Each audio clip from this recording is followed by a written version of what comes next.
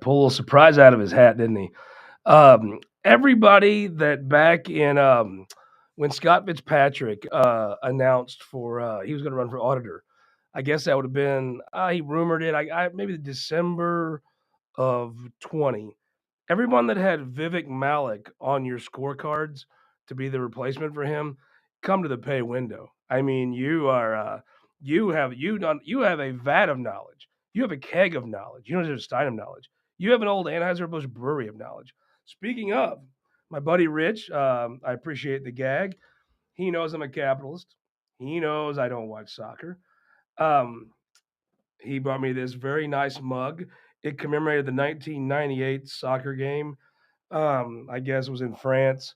I guess France won the last one. I don't know. They won this week or something. But I'll tell you what, it does drink good. Rich, appreciate it. I will display this with a joking amount of pride in and amongst my capitalist speakeasy. Vivek Malik, what a story, first of all. First person of color. I guess is how you're supposed to say that. Um, let me give you the resume. I'll give you how I think this happened and what it probably means. He is a guy that literally. So when you leave a more socialistic country, it's not like when people left Ireland to come here, Germany back during the Great Migration before the Civil War, or England. It's not like you could pack up all your belongings. In these more socialistic countries, you can only take so much cash out of the country with you. No matter how much money you got in the bank, can't take it out of the country. They'll frisk you or whatever. They ain't frisking you for bombs. They were frisking you for money. See if you're going to leave the country with your cash. Oh, by the way, appreciate the comment. This is my UFCW scarf. There is no better giveaway in politics of quality than the UFCW scarf. It is outstanding. Props to my man Dave Cook for giving this. I've had this for a long time. This is the most quality scarf on the market today. Um, Back to Vivek Malik. He left India with $300, right? It's all you could do. Comes over.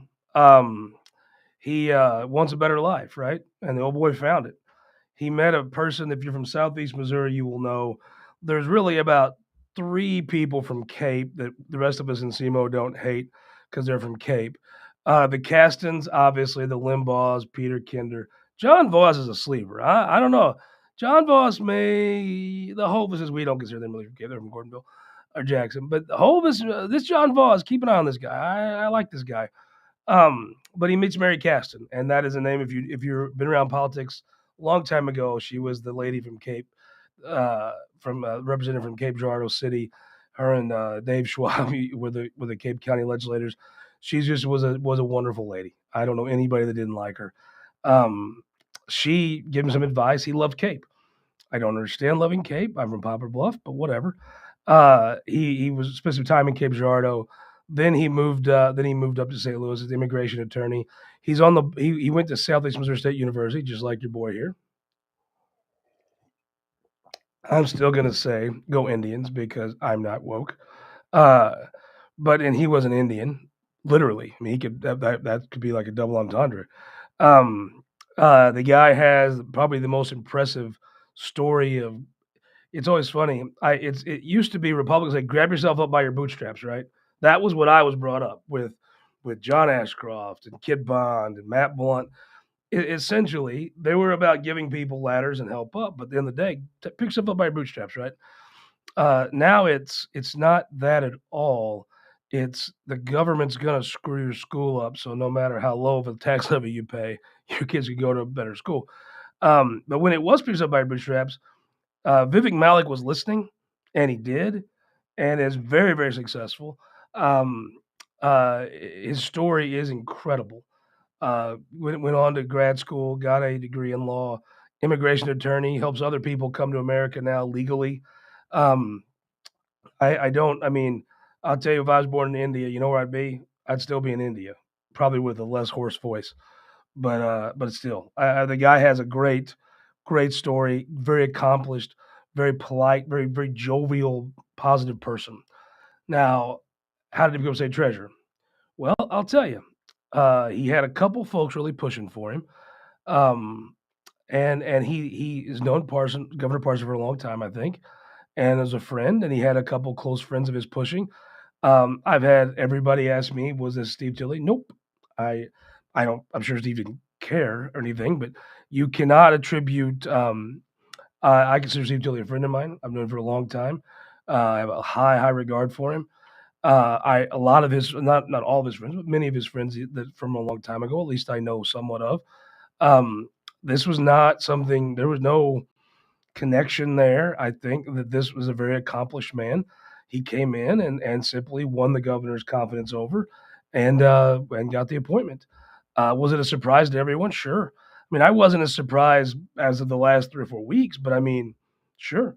When they finally got done with the attorney general pick, I would have not thought that's where this was going to go.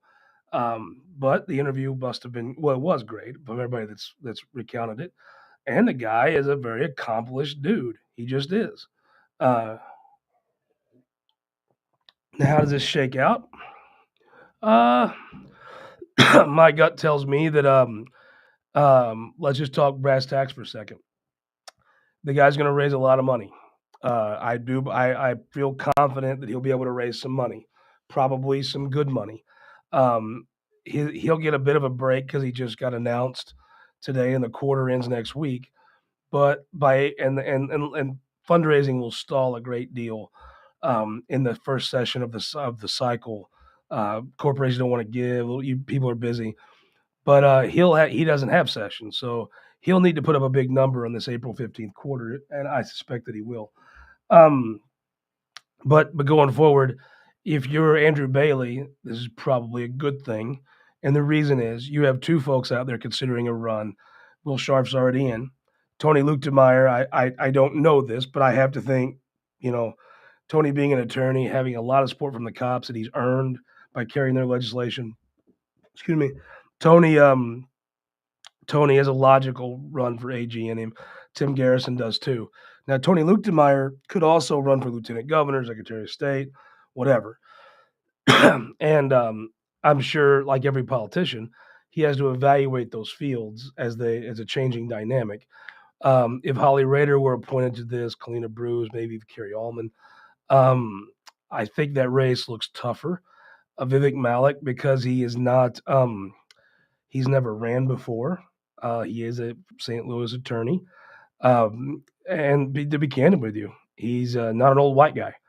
Uh, he will have a more challenging race. It will look like he will look like, as the right way to phrase this is, he will look like the guy that someone could take on. Um, Maybe a more appealing race to someone looking to run. So I think what that would do is take some of the folks that were interested in Secretary of State, Lieutenant Governor. They might now look at State Treasurer and run for that. I would almost assume he's going to have a primary of some sort. Um, and again, Vivek Malik has 2 years to go make his case to the people and raise a lot of money. And let's be honest. Let's look at the track record here. Governor Parson appoints Mike Keogh, eminently qualified, terrific pick, done a great job, overwhelmingly elected. Governor appoints Scott Fitzpatrick, good job, good track record, very justified pick, was House Budget Chair. He gets overwhelmingly reelected. Then he gets elected to what I think most would feel like is a more significant office.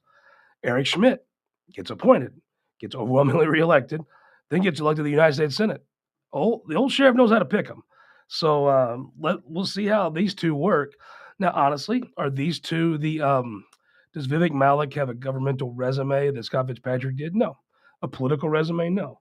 Andrew Bailey, the same. These picks will have a harder time electorally. You've already seen Andrew Bailey have one challenger jump in the race. However, I do think kind of track records matter, and Governor Parsons' appointments have stood for election 5 times since he's picked them, and they're 5-0. 5-0 is legit. 5-0 is that's legit territory. So let's assume maybe the governor knows what he's doing, and I know a lot of folks get if you watch Facebook, you have a little more right leaning extreme view of the world. If you watch Twitter, you have a very left wing extreme view of the world. Trust me, even though Elon Musk owns it, you still do. Um, but Governor Parson talks to actual people throughout this state. And if I had to guess, not if I had to guess, scoreboard 5-0 shows he knows what he's doing with these picks. I think Vivek Malik is will be a very good state treasurer.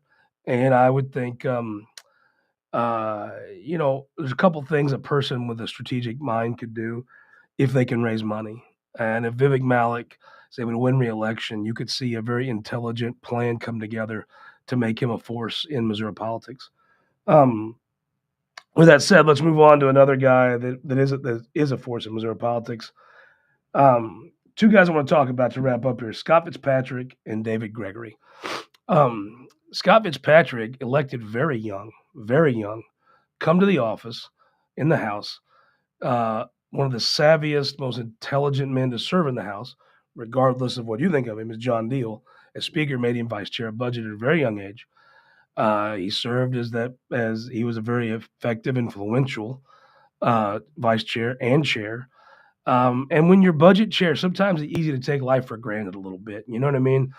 Everybody comes to you the greatest. You're holding the purse strings. You hold their very salary in your hands. Um, and I watched Fitzpatrick go from a younger guy, I was condescending, roughly my age. He's younger than me, but not a great deal. But it's been interesting to watch an intelligent person. It reminded me of Doug Lieblow. He come to the Senate as a business guy, never served in office. And business guys give orders and they make things happen. Cindy O'Loughlin was a little bit like this too. She's used to saying, okay, this is the deal. Or she talks to one person, they shake hands, business deal done, you move on. Well, Senate politics isn't like that. You have the disingenuous argument that's sometimes hard for people to stomach. But what I found was Doug Lieblow, Cindy O'Loughlin, clearly they adapted. They're business people. They took it in and adapted. Scott Fitzpatrick, I don't know. I think when you say someone matured in office as a politician, it can almost sound condescending from someone who's not that much older than you. But I think by every metric, you watch Scott Fitzpatrick mature from potential and all this. I mean, he's got a great look. He can speak well. He gets it. You know, he runs a cool engine. But you saw him go from a guy with a lot of potential to a very mature politician, and part of that maturity was how you deal with enemies, how you handle problems, how the hotheads take if you're against them once, you're their enemy for life, right? The Eric Greitens syndrome. If you don't agree with me every day, all day, and just kiss my ass 24/7, well, you're my blood enemy. Well, those accumulate, and skilled politicians, like Eric Schmidt, minimizes those. And I watched Scott Fitzpatrick go on a campaign of minimizing those and taking people that had a disagreement. And you almost leave feeling bad you disagreed with him because he handled it so professionally and so well. Well, there's a fundraiser on Thursday, January 19th, actually my birthday, at Meadowbrook, and it's for David Gregory, who's running for Andrew Koenig's Senate seat, and Scott Fitzpatrick is the headline person. Now, you want to talk about political talent. You want to know what it's like. I've talked about leadership. Leadership is this big speech in front of the flag, and you castigate your enemies. Yeah. Well, that's not real leadership. Leadership was Mike Barson going to people he probably didn't want to sit down with and ask them for favors, right? Well, smart politics is not really running an ad. Smart politics is going to the guy you ran against for auditor, um, going and hosting his first fundraiser for state senate. That's the guy that could be governor of the state of Missouri one day. That's what actual leadership. That's what talent. So the guys that gave Scott Fitzpatrick large checks towards the end of the auditor race, right?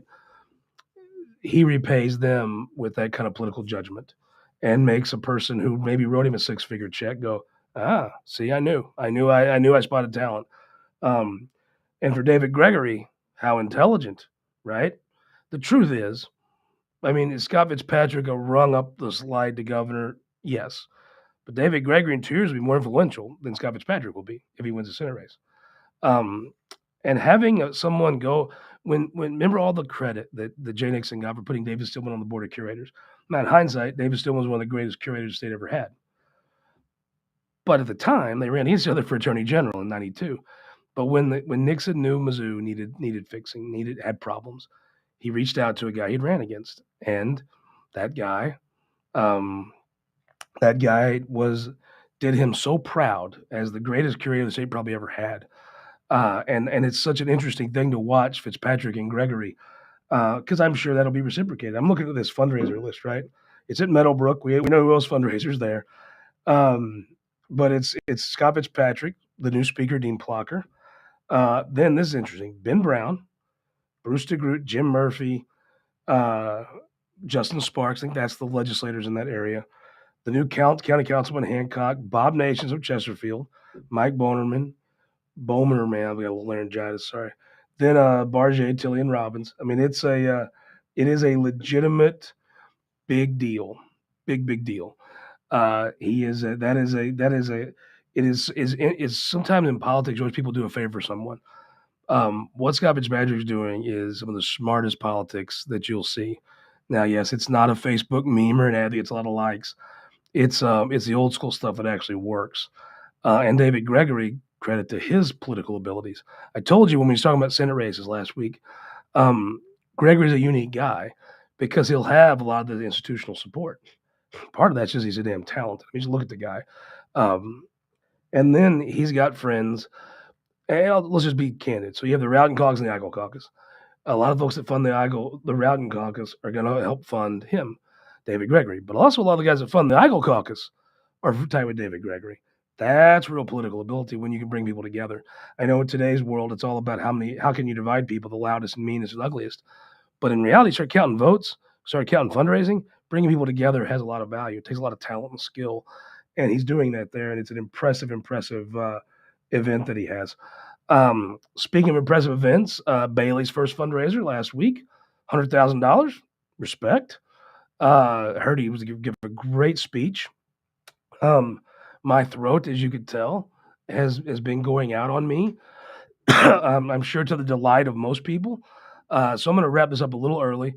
Got to thank my pal. Fair play, good joke.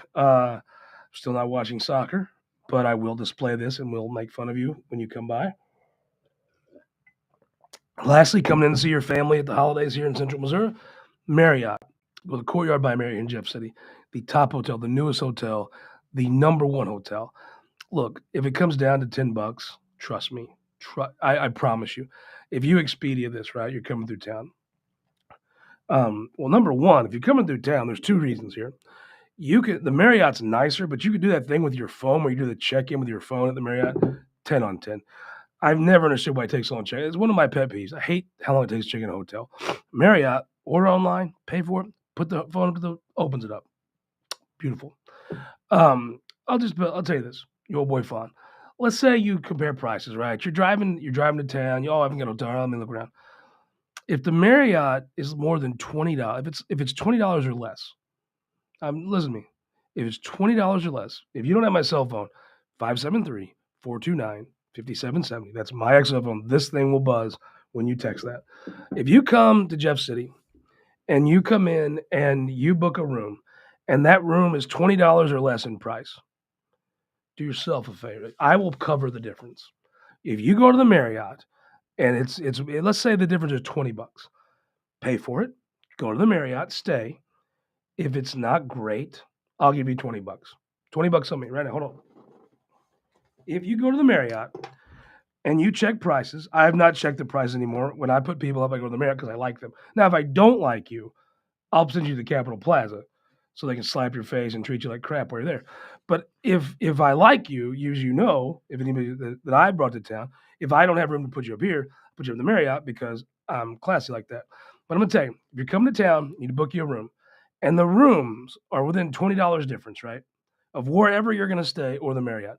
Book the Marriott, stay at the Marriott. The next day, if it's not excellent, if it's not top of the line, you text me $20 to you.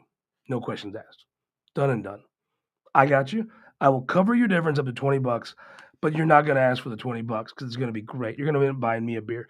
I've already got 4 Marriott beers, Kelton. So far, I've got 4 people that bought me 4 Bud Lights because I recommended the Marriott, and it worked out great for them. So for what it's worth, from our everybody here at the Missouri Times, for everybody at KMOS, from ABC 30, for the radio stuff we do, from the Show Me Missouri, from everything that and all of our advertisers, sponsors, thank you so much for watching. I appreciated it. It means so much to me, my family. We have a passion for covering politics, and we owe people like you watching. We owe that opportunity to you. So thank you. I'm going to toast you as we go up there. Merry Christmas, and we'll see you next week.